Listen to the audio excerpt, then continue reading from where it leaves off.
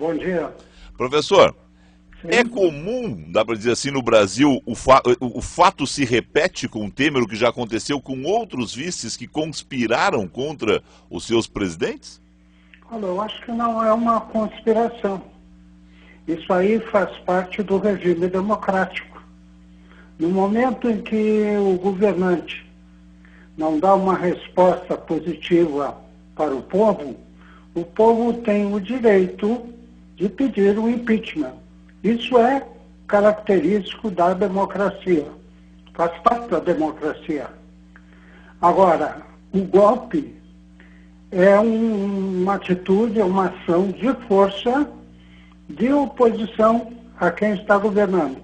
No caso, o pedido de impeachment não é golpe, é um direito do cidadão de impedir que um governante continue governando. Agora, se é válido ou não o pedido, isso aí é uma outra questão.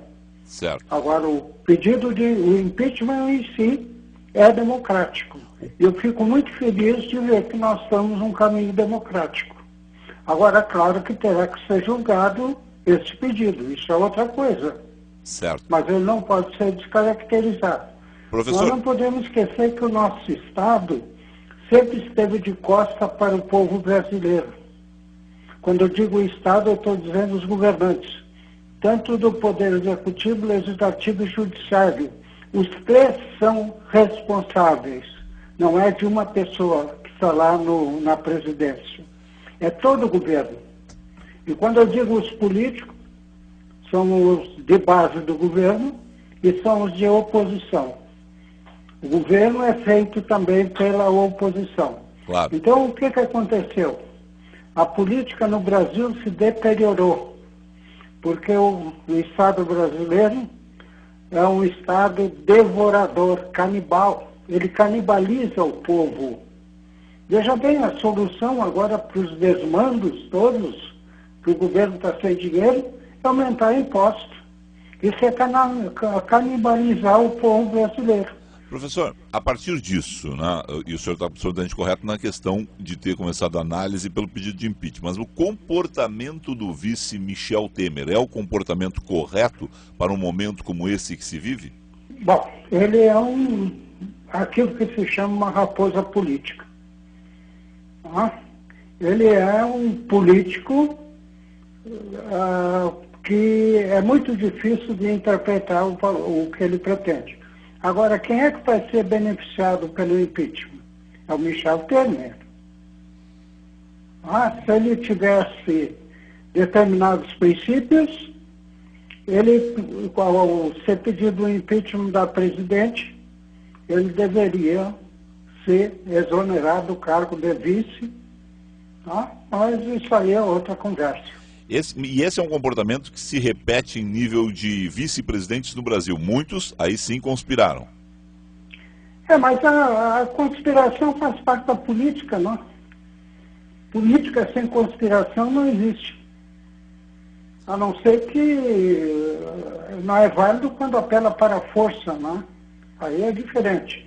Mas a conspiração política existe. No dia a dia, a política é uma arte. É uma arte de convencer o adversário. Aqui no Brasil é de explorar o povo. É diferente. Com relação a essa trajetória da política brasileira, o senhor se preocupa, né, num momento como esse? A gente passou por um impeachment de Collor, a gente já passou por suicídio de presidentes. O senhor imagina que possamos ter alguma convulsão social no futuro próximo em função ainda do poder do Partido dos Trabalhadores e a mobilização que tem junto a sindicatos, né, com base na história recente do país? Como é que o senhor vislumbra isso? Olha, eu acho que a grande dificuldade da política brasileira é a falta de conhecimento, a falta de cultura do povo brasileiro. Eu digo isso como professor aposentado e acompanhei a deteriorização do ensino brasileiro. Então, para mim, o grande mal do Brasil, esse encaminhamento político, é que o povo brasileiro em si não tem capacidade de análise da atuação dos nossos políticos. Eles não têm. Veja bem que a propaganda política é feita através de empresas publicitárias, vamos falar assim, que põe musiquinha, que põe uma figura bonita. Essa é a campanha do político. Nenhum político diz qual a solução para vencer a crise atual. Nenhum político quer a reforma política, porque aí eles vão perder os seus benefícios. Então eu vejo que só o povo pode resolver. Como o povo vai resolver se ele não tem conhecimento? Se o ensino está deteriorado? Então, para mim, assim um desencanto, porque quando eu era pequeno, estava lá no ensino primário, como se dizia na época, sempre se dizia que o Brasil era o país do futuro. O meu futuro já chegou, está passando, e o Brasil continua cada vez pior. Não é o país do futuro. Aos 80 anos de idade, esse é o pior momento brasileiro que o senhor acompanhou na sua trajetória, na sua vida? Não é um momento normal na história brasileira, se a gente considerar? Não, ele é normal, dado a cultura do povo brasileiro. Ele está de acordo com a cultura do povo brasileiro. Veja bem, a sociedade está sendo dividida. Eu sempre penso assim, sempre bem nas minhas aulas, nós somos brasileiros. Independente de cor, de religião, de etnia, de origem, nós somos brasileiros. E, no entanto, hoje nós estamos vendo que determinados grupos têm privilégios, enquanto o grupo maior tem que sustentar esses privilégios. Então, isso aí, com a sociedade dividida, vai ser difícil encontrarmos uma solução comum para o bem comum. O que vai existir é atitudes demagógicas para determinados grupos. É isso que está acontecendo. Então, me parece assim que falta cultura, uma cultura política, inclusive, não no sentido de política partidária, mas de política, a arte de governar, a arte de administrar. Isso é que está faltando. Não é? E nesses meus 80 anos de vida, ainda tenho esperança que aconteça um milagre, não é? E que eu veja o país do futuro que me anunciaram lá quando eu era criança, na escola.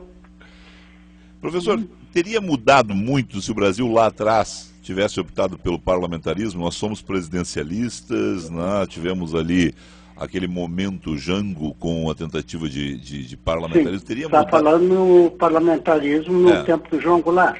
Teria mudado alguma coisa? Mas aquilo ali não foi parlamentarismo, foi uma solução encontrada para o Goulart ficar no poder, assumir a presidência. Foi uma solução política. Tanto é que o próprio ministro do sistema parlamentar, que seria o Poder Executivo, participou da campanha de volta ao presidencialismo. Então isso mostra que foi apenas uma maneira, uma maneira política de o Jango assumir o poder. Professor, teria mudado alguma coisa o Brasil ter optado por parlamentarismo ao invés do presidencialismo, mesmo depois da sequência de Jango? O parlamentarismo, ele requer uma outra atitude política, não é como aquele no período do Jango, não? Ele requer uma outra atitude. E o Brasil não é, a América do Sul não é para parlamentarismo. A América do Sul está imbuída sempre que o presidente é um Messias, que vai fazer o grande milagre. Então, parlamentarismo não funciona dada a cultura do povo brasileiro. Tá certo. Aqui não funciona. Professor... O parlamentarismo quer dizer responsabilidade. Responsabilidade dos políticos, dos ministros. Aqui são todos irresponsáveis. Inclusive, para poder chamá-los à responsabilidade é muito difícil. A própria justiça tem que usar de tempo, de várias firulas jurídicas para poder responsabilizar um político. Professor Marcir Flores, obrigado ao senhor aí, um excelente dia de trabalho. Sei que nós lhe pegamos já saindo de casa. Obrigado ao senhor, um bom dia. Bom dia, muito obrigado.